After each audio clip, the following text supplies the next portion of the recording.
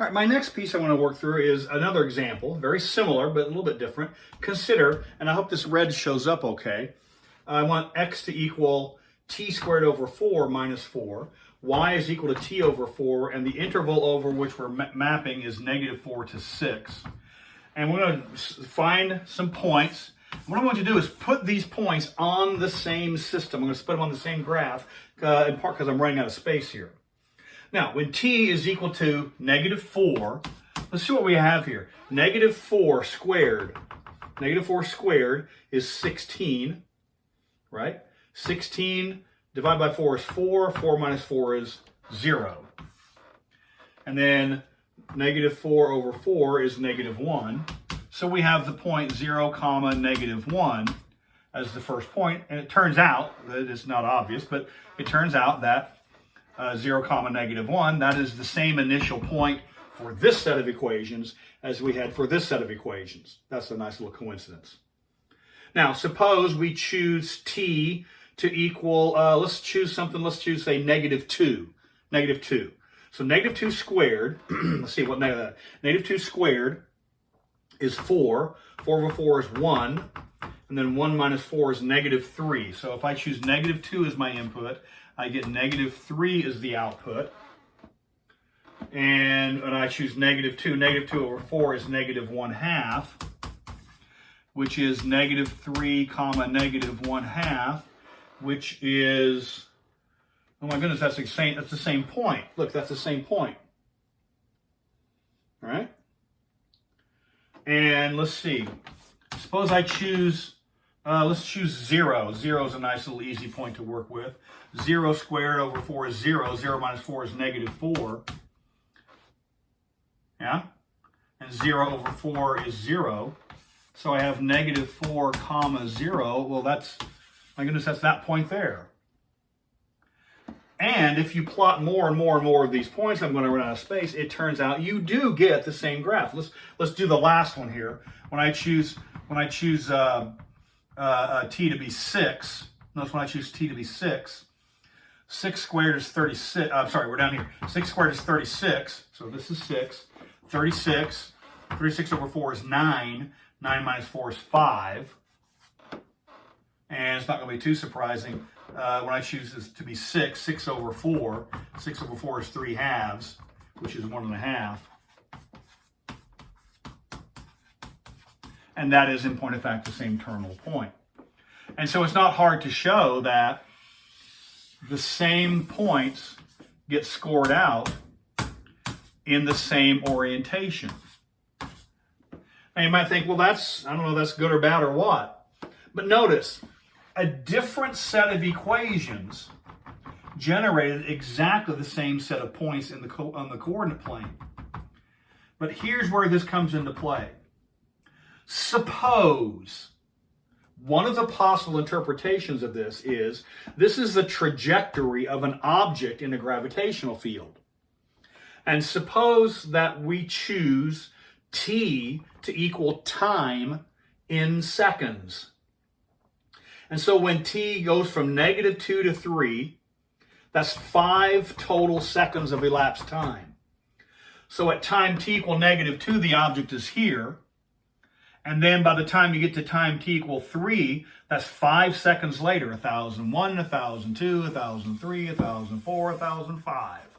So using the white curve, it took 5 seconds to go from initial point to terminal point. However, using the red curve, we started at the same initial point, we ended at the same terminal point. But again, if we use time here to be in seconds, this from -4 to 6 is 10 seconds. The red point took 10 seconds to traverse the same distance. And so what that means is the red point is moving more slowly than the white point. The white point in 5 seconds starts here, ends here. But the red point in 5 seconds only moves up to, say, here, because what is the red point at 5 seconds? 5 seconds after the beginning is at t equals 1. If I put t equals 1, that's 5 seconds after the initial time. When t equals 1, that's 1 squared is 1/4. 1/4 minus 4 is, that's 1/4 minus, that's 15, negative 15/4, which is about, what's that, 3 3/4? And when I choose to be 1 here, that's 1/4. So that's negative 15/4, 1/4. That is approximately right here. So by the time the white point has moved from here and is finished, the red has only moved from here to here. Takes 5 more seconds to win. So we have the same points, but scored out in this different time. There's no way that just having that picture static can give you that information.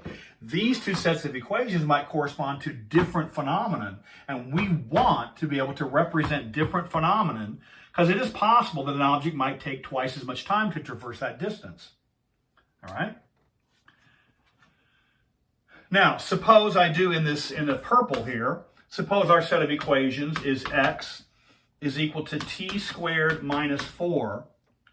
But here we have y is equal to negative t over 2. And suppose we go from negative 3 to 2. All right? So what do we have here? This is a different set of equations here. So I have t, x, y, x, y. And what is, if I use negative 3? Negative 3 squared is 9. 9 minus 4 is 5. Negative 3 over negative 3 over 2 is 3 halves. We have 5 comma 3 halves. We have this point. For the purple, this is the initial point. Let's choose something easy. Let's choose 0. We're going to run out of space here. When I choose 0, 0 squared minus 4 is negative 4. 0 over 2 is, negative 0 over 2 is 0. So that's negative 4 comma 0. That's this point. So we start here and go in this direction. And then let's check out the terminal point at 2. 2 squared is 4. 4 minus 4 is 0. Negative 2 over 2 is negative 1. So that's 0, negative 1. That's this point. And so the purple curve is the same set of points, but it is a different phenomenon. The orientation is in this direction. That's why the orientation is important to draw in the picture, because not only are we interested in which points, but in what sequence those points arise. And so this pliability is a particular strength of the parametric equations. We have, with one set of points, 3 entirely different phenomenon. The white starts here, initial point, ends here, terminal point, 5 seconds elapsed. The red starts here, same initial point, ends here, same terminal point, 10 seconds elapsed. It's going slower. The purple starts at this point, moves in the opposite direction to the terminal point, and does so in 5 elapsed seconds. It is possible to manipulate these. Once you do this, you'll do this a little bit more in Calculus 3. You manipulate these so that you can force these points to be scored out according to your desire for what it is you want to study. But that phenomenon of being able to take a set of points and represent them using different equations is a particular strength of this. Also notice, this is a function. The notion of vertical line test, in the ordinary garden variety XY coordinate system no longer holds. You still do have the definition of a function. It's just more subtle than this, and it doesn't show up in this crude way to think of it. So the vertical lines, this is a function because this is the function and that's the function. And every time you put x equal 1 into this, you always get the same result. And so each of these are functions, even though the graph can be, what in the ordinary XY phenomenon, not considered to be a function. It turns out it is possible to have all sorts of things happen with these graphs. It is possible to have a set of parametric equations where the graph might come through and cross over itself. It is possible to have a set of parametric equations where the equations themselves are continuous and differentiable, but the curve might look like this, or the curve might come to a point, cusp this way. So all sorts of things are possible using these parametric equations if you view them in more detail. This is our rough introduction, and what we're going to do is take a look at a very specific variety of parametric equations, and that is to say, from that we generate what some of you have maybe talked a little bit about in the pre-calculus course when we talk about polar coordinates. So we're going to do a quick little visit into polar coordinates and the calculus of polar coordinates, and then move on from there.